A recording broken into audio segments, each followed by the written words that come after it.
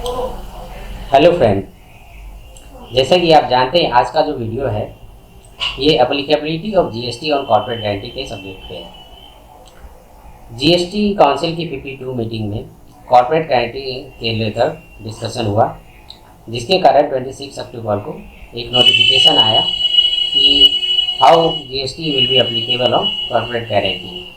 इसका notification number 52/2023 है।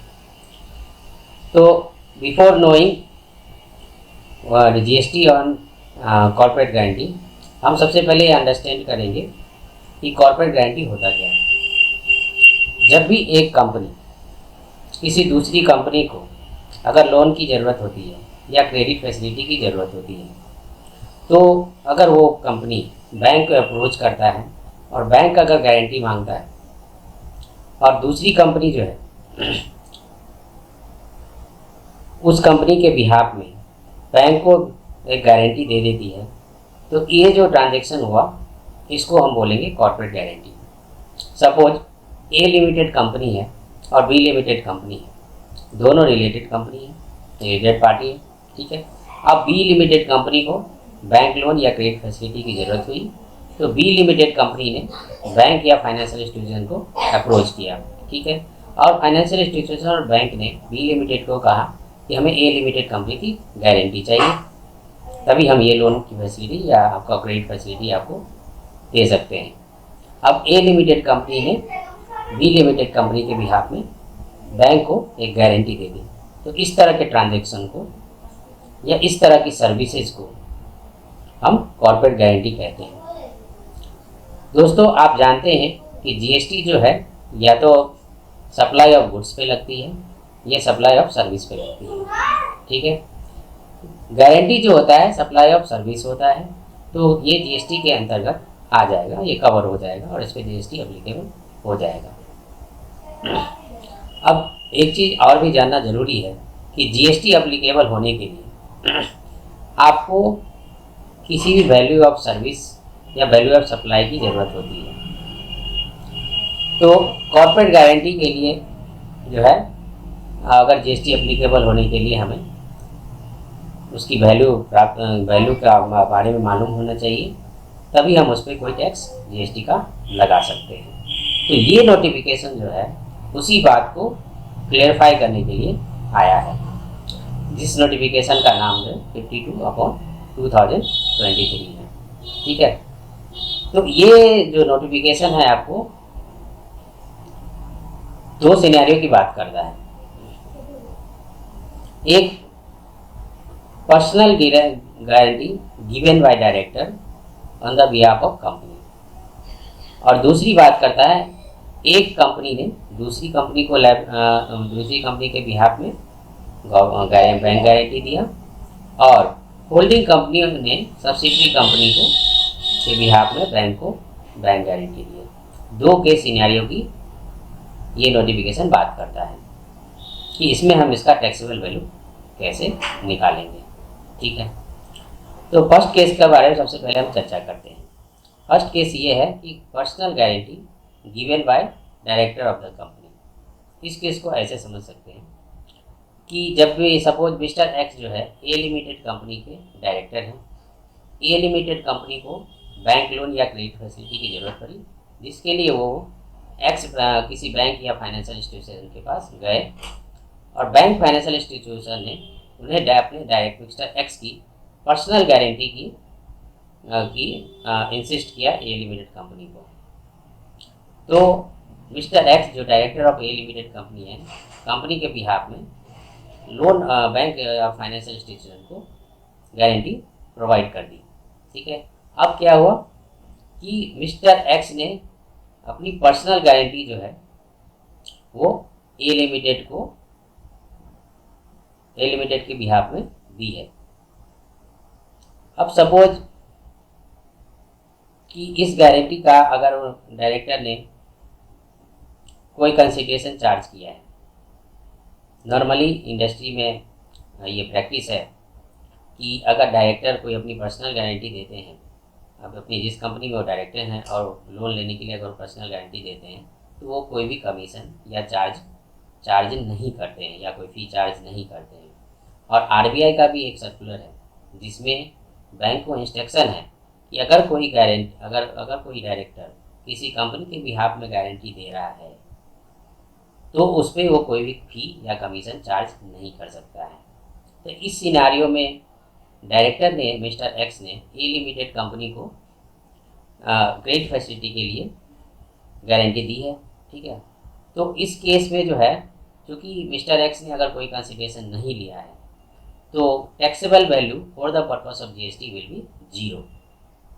इसे डिपार्टमेंट ने फर्दर सर्कुलर के द्वारा इसको क्लेरिफाई भी किया है।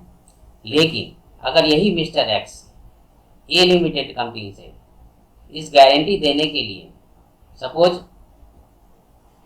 गारंटी वैल्यू आपका जो गारंटी दी है वो 1 करोड़ रुपये है और मिस्टर एक्स ने 1 करोड़ की गारंटी देने के लिए कंपनी से 1.5 लाख रुपए का चार्ज किया है, तब ये नोटिफिकेशन अप्लाई हो जाएगा। अब नोटिफिकेशन जब अप्लाई होगा तो हम जीएसटी निकालेंगे कैसे? For example, A limited company ने 1 करोड़ की ए लिमिटेड कंपनी को जो मिस्टर एक्स ने 1 करोड़ रुपए की गारंटी बैंक को दे दी। ठीक है, अब इसका जो हम एज पर नोटिफिकेशन जो टैक्सेबल वैल्यू निकालेंगे वो इस प्रकार निकालेंगे कि 1% ऑफ द गारंटी वैल्यू और any consideration received by director of the company either directly और इनडायरेक्टली, आइदर इन कैश और in kind, whichever is higher. तो 1 करोड़ रुपये जो है उसका हम क्या करेंगे, 1% निकालेंगे, वो हुआ आपका 1 लाख रुपया। और चूंकि डायरेक्टर ने उस कंपनी से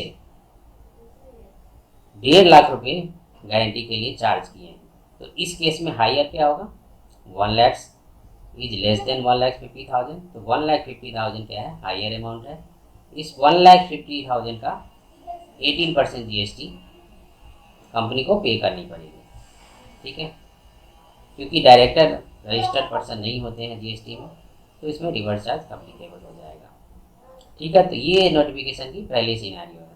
अगर कंसिडरेशन लिया तो कंसिडरेशन अमाउंट और 1% of the guarantee amount, whichever is higher will be taxable value and GST will be charge on 18% of that taxable value. In this case 1,50,000 का 18% जो होगा, जो करीब 22,000 के आसपास आएगा, वो आपका जीएसटी लायबिलिटी बन जाएगी, जिसको कंपनी रिवर्स चार्ज के बेसिस पे पे करेगी। भले ही इस कंपनी को इस जीएसटी पेमेंट पे आईटीसी का क्लेम मिले या ना मिले, जीएसटी तो अप्लाई होगा। तो आप ये पहले सिनेरियो समझ गए कि पर्सनल गारंटी जब कोई डायरेक्टर देते हैं तो उस केस में अगर कोई कंसिडरेशन नहीं चार्ज करते हैं पर्सनल डायरेक्टर कंपनी से, तो इसमें टैक्सेबल वैल्यू नहीं होगी। अगर उन्होंने कोई कंसिडरेशन चार्ज किया है तो 1% ऑफ गारंटी वैल्यू और जो कंसिडरेशन अमाउंट होगा, विच एवर इज हायर, वो टैक्सेबल वैल्यू होगा और उस पर जो 18% आपका जीएसटी लग जाएगा। तो फर्स्ट पॉइंट मेरे ख्याल से आपको क्लियर हो गया। ये नोटिफिकेशन दूसरी सिनेरियो की भी बात करता है। दूसरी सिनेरियो ये है, अगर कोई होल्डिंग कंपनी ने सब्सिडरी कंपनी को बैंक लोन के लिए या क्रेडिट फैसिलिटी अवेल करने के लिए सब्सिडरी कंपनी के बिहाफ में कोई गारंटी दी है, तो इसको भी हम कॉर्पोरेट गारंटी मानेंगे और इसका जो टैक्सेबल वैल्यू होगा 1% of guarantee amount.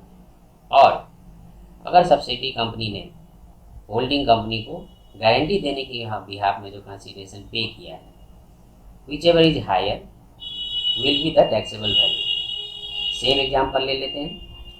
Subsidiary company के बिहाफ में 1 करोड़ की बैंक गारंटी के लिए होल्डिंग कंपनी ने गारंटी दी है, मतलब होल्डिंग कंपनी ने सब्सिडरी कंपनी के लिए लोन फैसिलिटी के लिए 1 करोड़ की बैंक की गारंटी के अमाउंट है। अब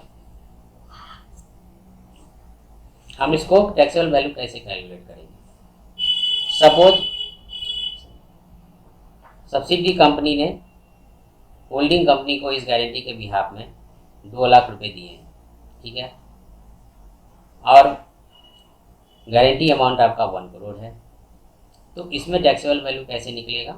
1% ऑफ द 1 करोड़ और 2 lakhs whichever is higher, मतलब 2 लाख और 1 लाख में से जो भी ज़्यादा है वो उनका टैक्सेबल वैल्यू बनेगा और उस पर 18% GST लगेगा, ठीक है। तो इस केस में आपका 2 lakhs will be the taxable value and 18% GST will be 36,000।